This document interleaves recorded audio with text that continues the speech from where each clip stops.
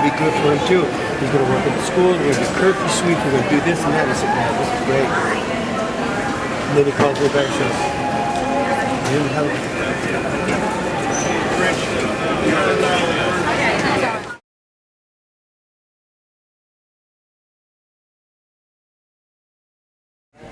Jay, come on up. Yeah.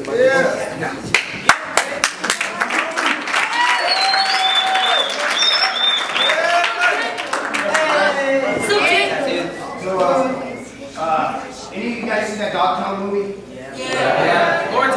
Yeah. Well, that thing wasn't really all the way for real, Like, they kind of watered it down a little bit. Made a PG-13 movie out of something that probably should have been R or X-rated. There's the part that they show me cruising with the homies in the car, and we almost beat up the one guy's feces. That's kind of what my life became.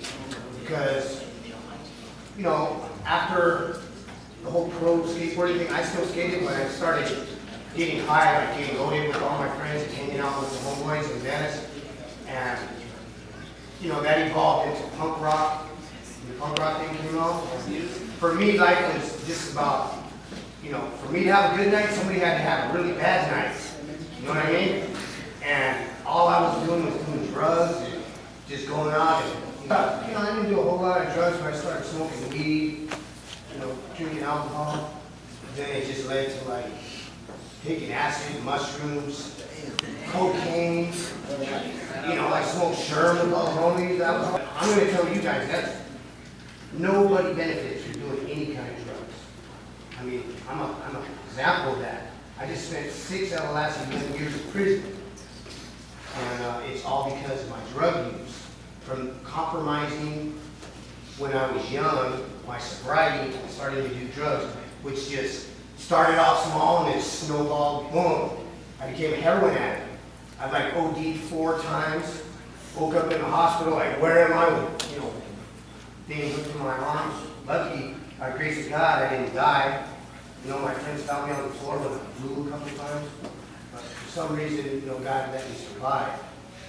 And I think, God didn't create me and Dennis to be pro skateboarders. God created us so we could sit here tonight and tell you guys that there's a better way to do it than we did.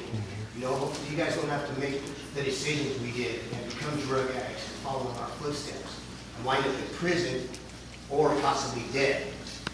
So, let's just slow it down. How many of you guys have tried or smoked weed? Yeah? All right. How about alcohol? How many of you guys tried alcohol? I don't know, nobody really benefits from it. And alcohol, how would you like it if you woke up tomorrow morning and you're in a jail cell and they told you that you killed a family in your car? Yeah, because that can happen to you. That happens to a lot of people. Meth is going to really take you down. Meth just rots out your teeth, makes you meth. You know what meth is?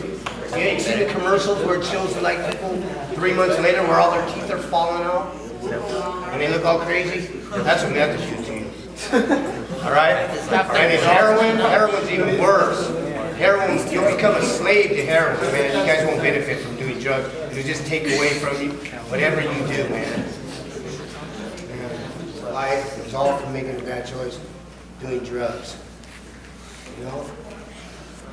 Kind of sucks to live in a bathroom with somebody that looks like him. When you can be kicking it, married to a woman, have a family, make the choice if you want to wear a red shirt or a black shirt. Yeah, or green is cool too. It sucks when somebody tells you what to do all day long, what to eat, where to go. You don't have a choice in life like you guys do now.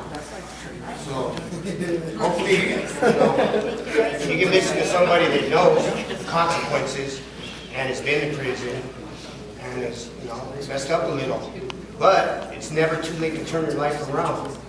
I got a lot of good things going for me right now because I turned around, because I got sober, because I have a relationship with Christ now.